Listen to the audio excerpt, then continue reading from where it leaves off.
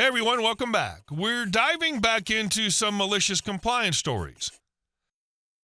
Today we've got 3 tales of people who followed the rules so literally, so perfectly, that the rules stopped meaning what they were supposed to mean. One involves a bored IT guy who hid a novel in bug reports, another a manager who accidentally funded a $12,000 degree by denying a $1,500 course, and the last a cruise line that kept the money but didn't get to decide who spent it. Here we go. He thought the longer comments meant better work. I've been working on IT for around 25 to 26 years now. Different companies, but you see quite a bit of MC in the IT world. Back in 2005, 2006, I worked for a telephone company, a huge one, that had the typical Jira-like bug reporting tool for one of its most complicated and convoluted softwares. The software was so complex, so legacy, that even the development team in-house was afraid to do changes in it. Some updates in the past did backfire spectacularly more than once, so even the tiniest update to that software had to take weeks of analysis before taking place. In that dev team worked 3 of my best friends from college. I worked on another one that had an easier life. One of my guys at that team was Ben.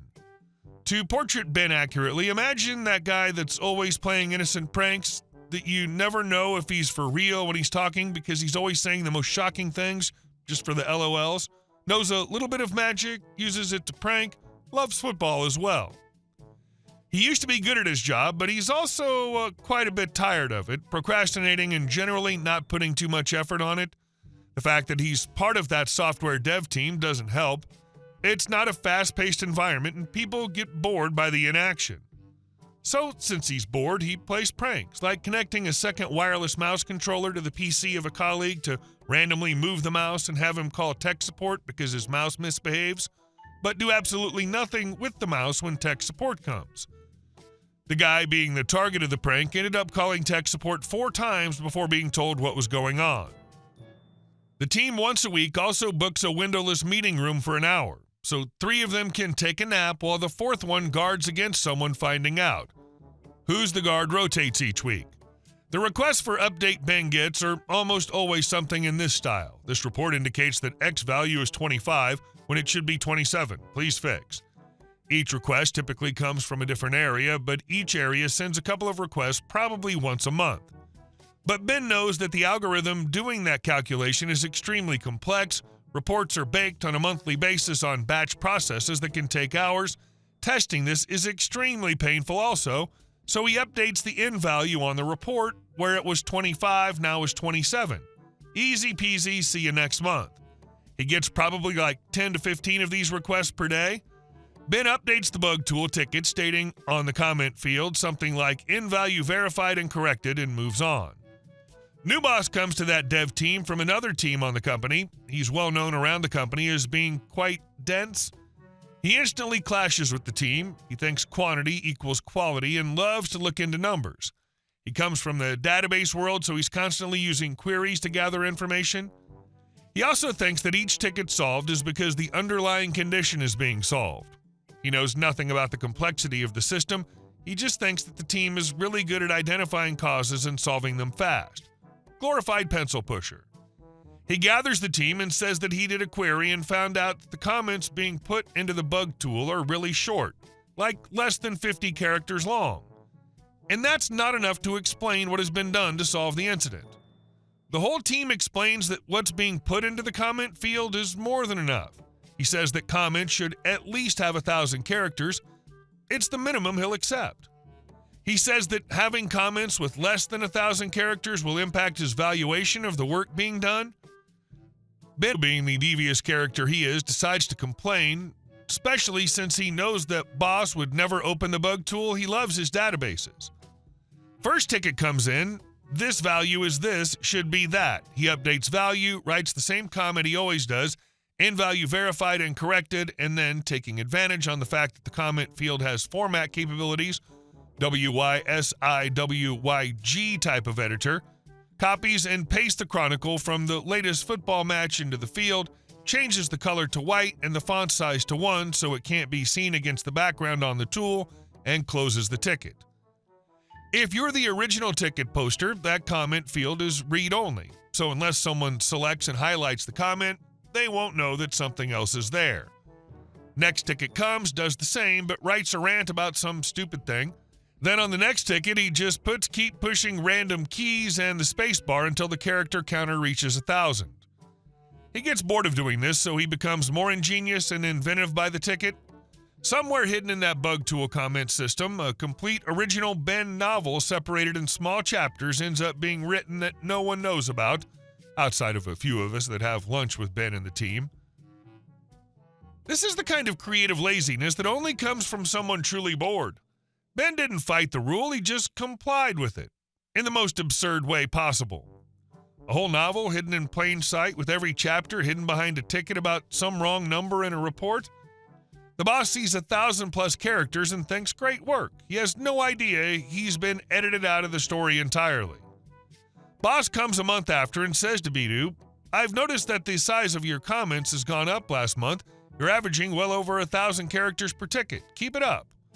Ben, plus all my other friends and myself, left the company to greener pastures a year later. I still talk daily with Ben and people from that team.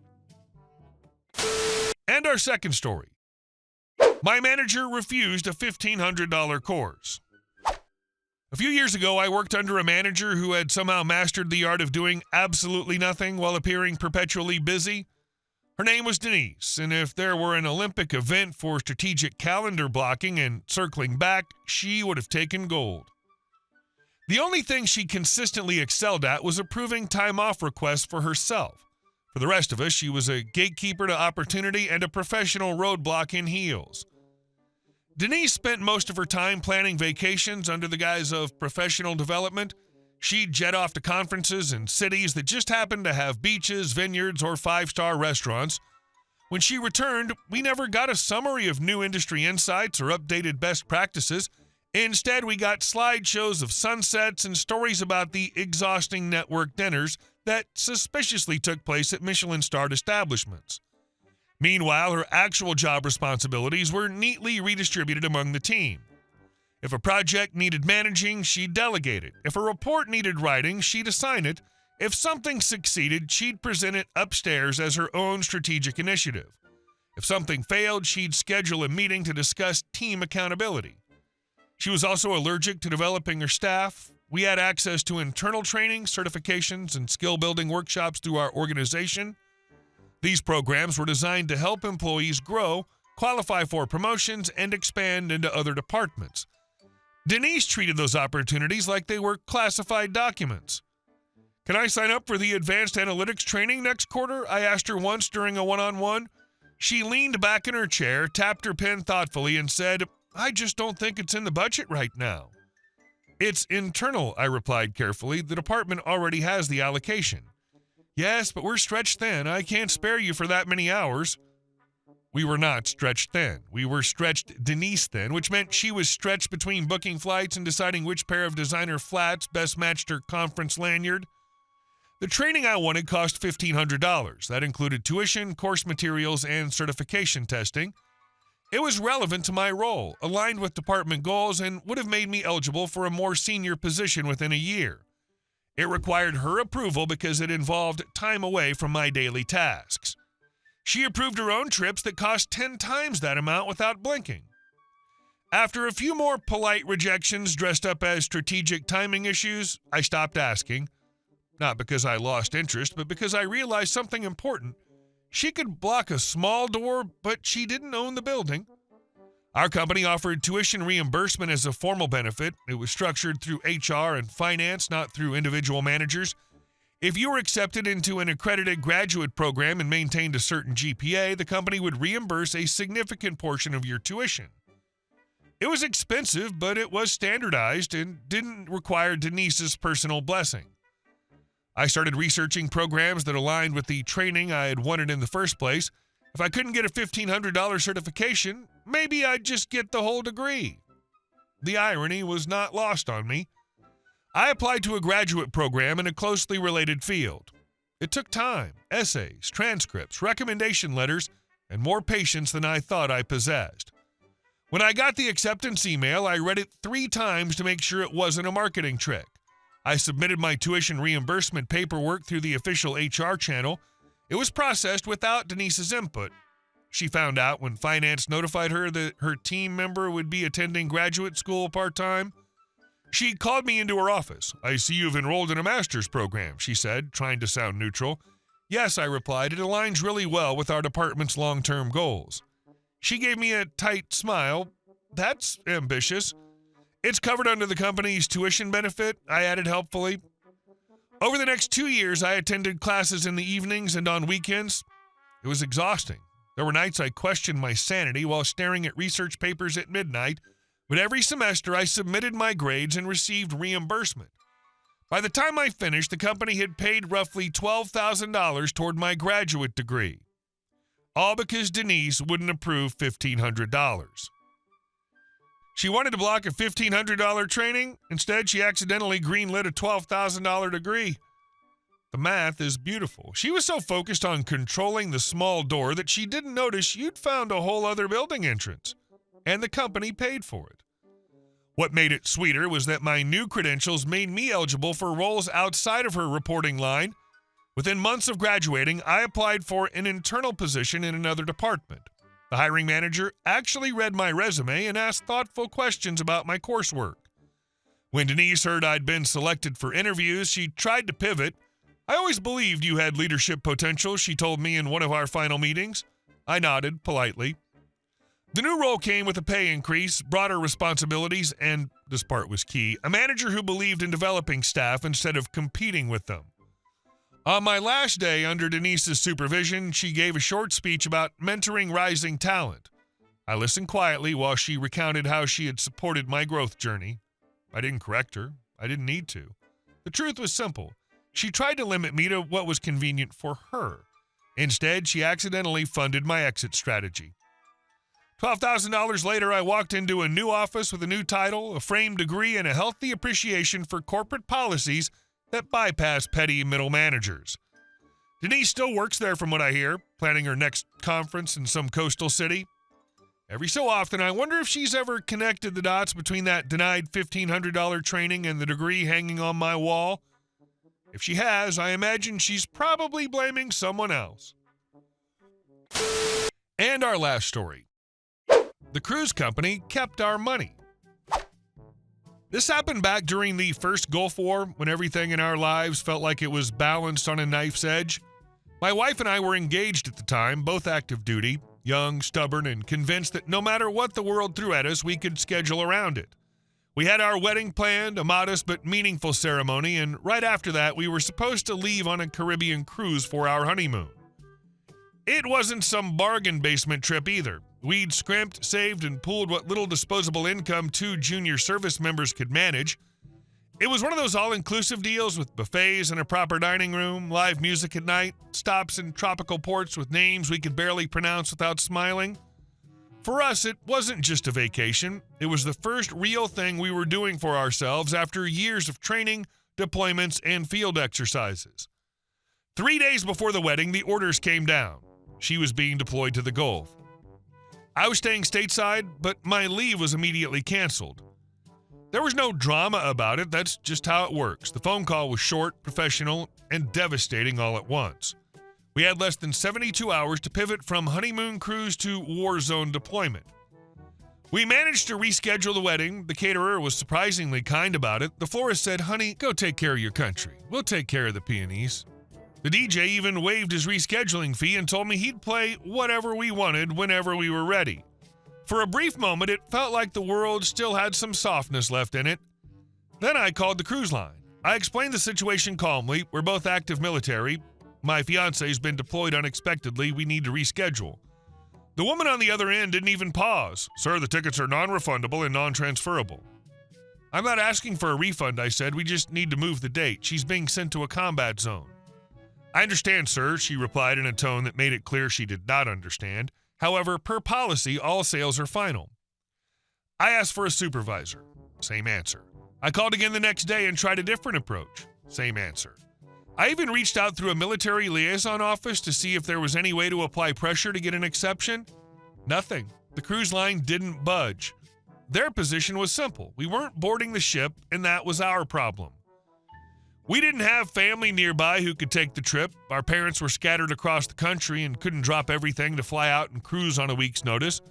We were young, didn't have many civilian friends in the area, and most of the people we knew were in uniform and either preparing to deploy or already gone.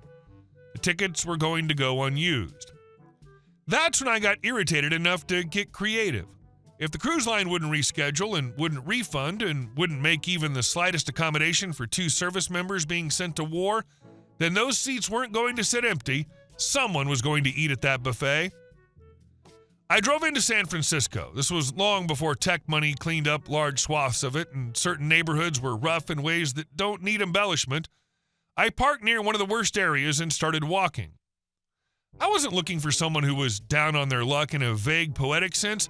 I was looking for the kind of couple the cruise line would never want strolling into their polished dining room. I found them near a bus stop. They were older, maybe in their 50s, thin to the point of fragility, pushing a shopping cart that held everything they owned. Their clothes were layered and worn through. The smell hit before the conversation started. They had that 1,000-yard stare that comes from too many years of being ignored.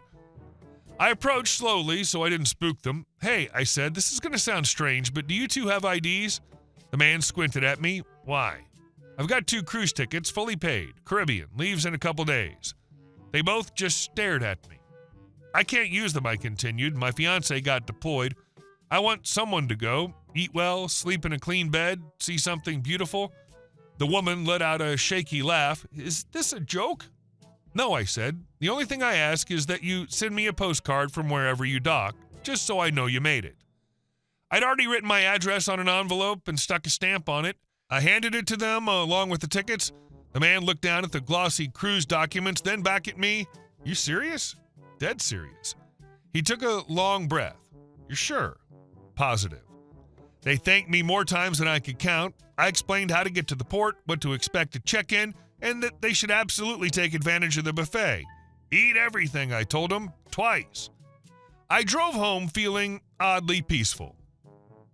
That's the part that gets me. The cruise line said, "No, policy, too bad. You didn't argue, you didn't sue, you just found 2 people who hadn't had a hot meal in God knows how long and handed them the tickets." They said all sales are final. They didn't say you had to be the one eating the shrimp. A couple weeks later, after my wife had deployed and I was knee-deep in work stateside, I got a postcard in the mail. It had a picture of a bright blue harbor and palm trees. "Greetings from Martinique," it read in shaky handwriting. "We ate like kings, thank you." I laughed out loud in my tiny apartment. Somewhere in the Caribbean, 2 people who probably hadn't had a hot shower in months were sitting at a linen-covered table, helping themselves to prime rib and shrimp cocktails under a chandelier. And somewhere on that same ship, a cruise manager was likely wondering how those 2 ended up in a cabin that should have been empty. My wife and I eventually got married when she returned. We never did take that cruise. Life moved on, as it tends to do. But every time I think about that buffet line, I picture them walking in, sunburned and grinning, and I hope the cruise line enjoyed the surprise guests as much as I did imagining them there. Let's talk about who really won.